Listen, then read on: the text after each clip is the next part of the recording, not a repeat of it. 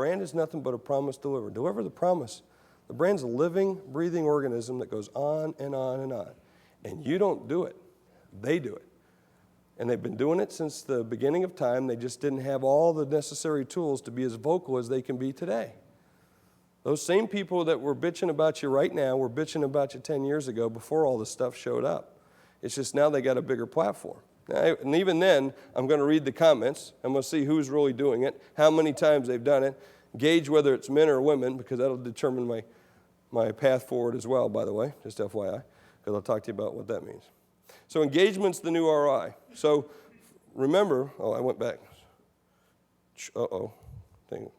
There we go. It helps to know the buttons. So that's the new product, by the way. That's what it looks like. High adrenaline, high definition. And in fact, the new ad campaign, which we are starting to run now, has a fish tank with piranhas in it and the camera in the middle of it with the piranhas swimming around and people trying to grab it with their hand. And it says, "Go ahead, I dare you. It's worth it." Because we're going after a younger, more hipper, and really aggressive audience on that particular product. So today our brand's really changed in the way in which we look, feel, and so forth. So we're moving forward in terms of that. It's a bunch of corporate crap, so let's pass that. So for us, it's about changing the human relationship. It really takes time. And so this is a fundamental piece of who we are and what we're trying to do. Let me show you this video.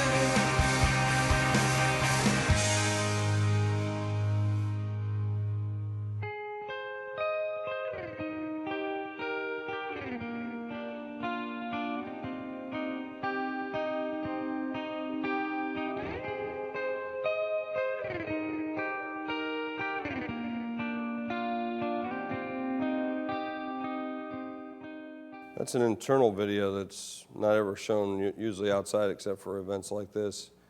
As we were starting to come through that transformation, you can imagine the transformation fatigue that we had over and over and over. And we taught a lot of people how to cut, a lot of people how to do things differently, but we didn't teach them how to feel, make their own decisions because it was all, generated. And we're moving into what we call a growth company. And as you move to a growth company, well, we have to start having a better mood about ourselves. So we said, hey, we should think about it. Even as the country's coming out of this recession, let me start thinking about it's time to smile.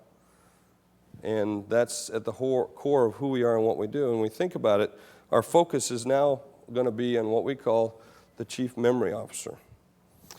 Because what we're doing is focusing in on, and on the consumer side, because I think a lot of you are here on the consumer side, so I want to cover that, is we have 4 distinct businesses driving 3 value propositions. 3 value propositions in 2 distinct categories facing one specific consumer. And men, why I like you, I respect you, I do not care about you when it comes to our consumer products. Because the one person I care about is the Chief Memory Officer.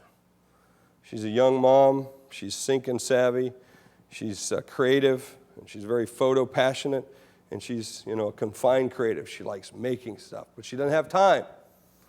So she doesn't have time to do the things that she wants to. At the same time, she's also the Chief Financial Officer of the household. And for a long time, the model has been cheap razors.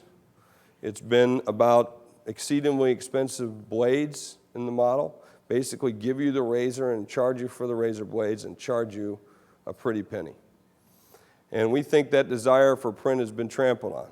And so we're going after our competitors fairly aggressively in this area. Our business is up again, as I said, 100%.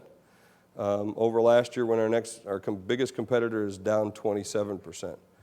And why? It was because we're focusing in on the key messages around the value of print, and by print and prosper. Do you know what the most expensive liquid, or what's your most perceived perception of liquid?